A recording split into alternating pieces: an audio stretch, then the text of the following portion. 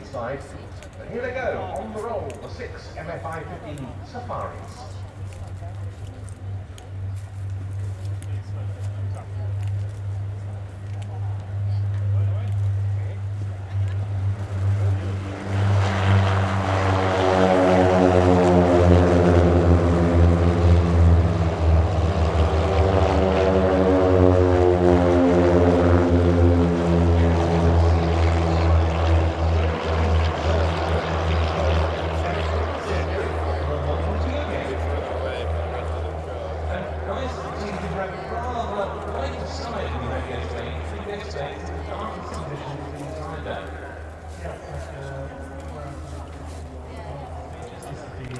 Selection program with about 20 hours in the safari.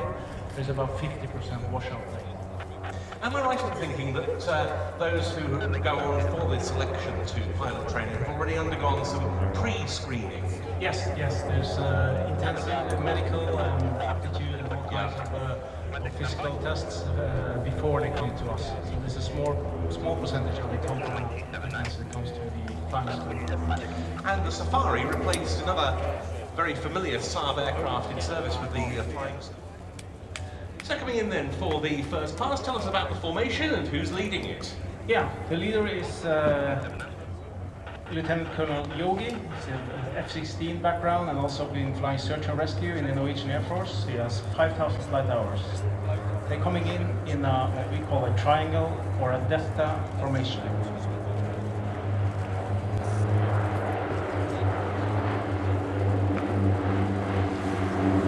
Number 2, we have Captain Tinka. She's a female pilot, one of the first in the Norwegian Air Force, and she is also one of the most experienced pilots in the Norwegian Air Force with more than 9,000 flight hours. Number 3 is Captain Tobacco. She's his background from C-17s and Falcon 20s. Plates is his number 4. He is It's about 1,000 hours. His background is from C-130. And in the back, we have the oldest guy in the formation. He's an F-16 pilot with more than 6,000 flight hours. He is a proud grandfather of 2. So Eric, the beautiful gloss yellow and red colour scheme looking fantastic against those skies. Yeah. What's the reasoning behind that? It's visibility, to be able to see each other. Originally, the aircraft was olive green, military green, but they changed it during the early 2000s to yellow. The original color scheme for the Norwegian flying school was blue and yellow, which some of us think is even better than yellow. Sounds like a good idea for 2025. Maybe. Formation now is chevron.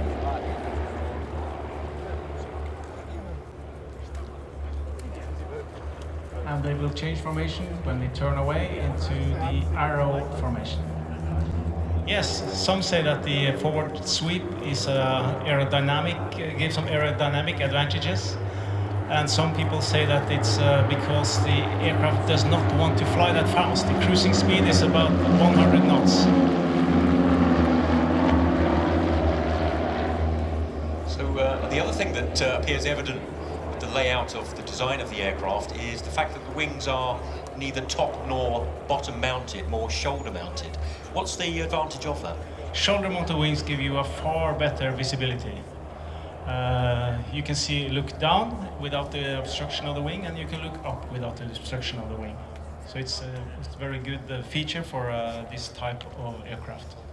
And with it flying at 100 knots, how many hours did you log up on the way over the last few days? We've been flying from Bardufoss north in Norway, far above the Arctic Circle.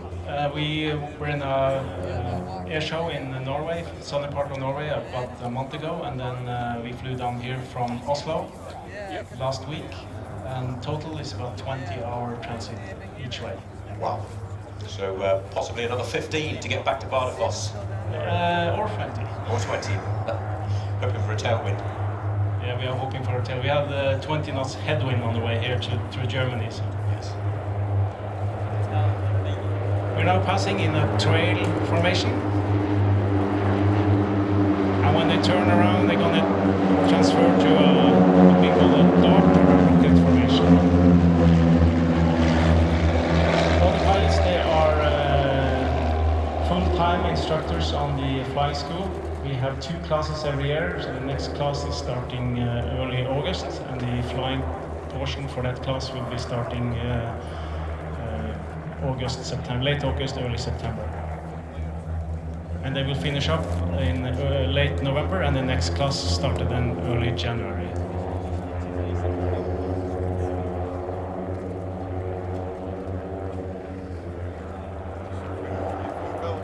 Like we told, we are from Bardufoss, which is a familiar field for RAF and the Naval Air Arm.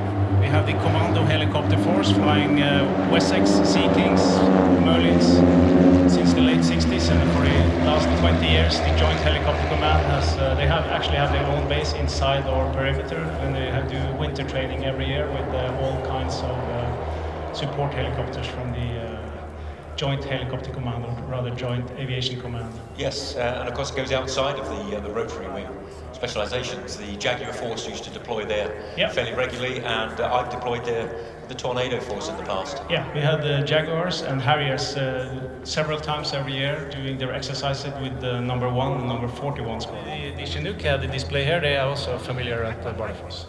Now this is a very, very good formation display indeed in these low-powered aircraft. The engine is the flat 4 Lycoming IO 360 of 200 horsepower. But of course, flying in formation in low-powered aircraft such as these is all the more difficult, isn't it? Yes, it is. Compared to flying in a high-performance jet, it's a big challenge. Now we can see they're coming straight towards the audience, and they will spread out for the last formation part to do the fan or the starburst burst.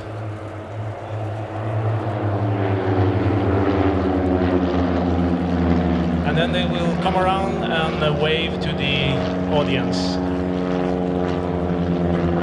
And they certainly deserve your appreciation, because apart from being a beautifully flown display in these little aeroplanes, this has been an incredible effort to get here, and it's going to be an incredible effort to get back to Bardufoss after the show. So as they come past, do show how much you've enjoyed the display by the Yellow Sparrows, their UK debut.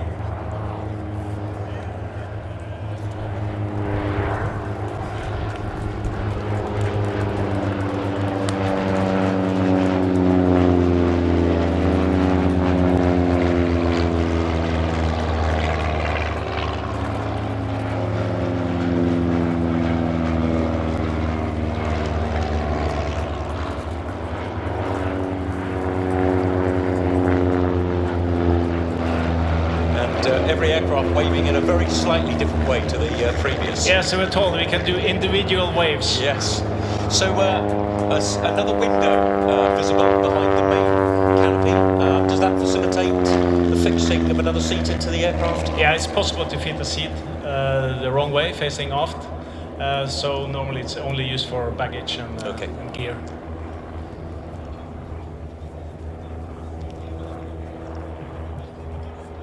Here at RIAT 2024, and we hope to welcome them back again in the future. Eric, thank you so much. Do pass on our appreciation For having us.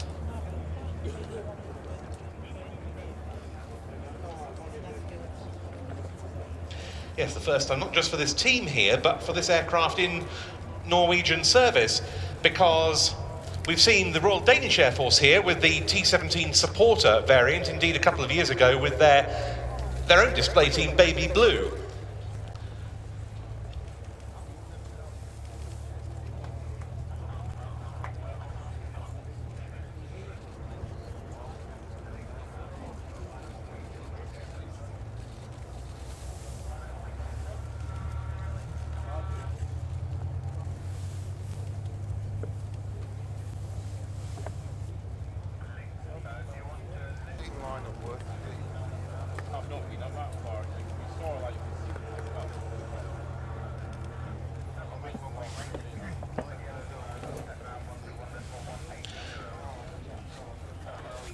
We've now got a bit of historic helicopter action from an operator called Historic Helicopters.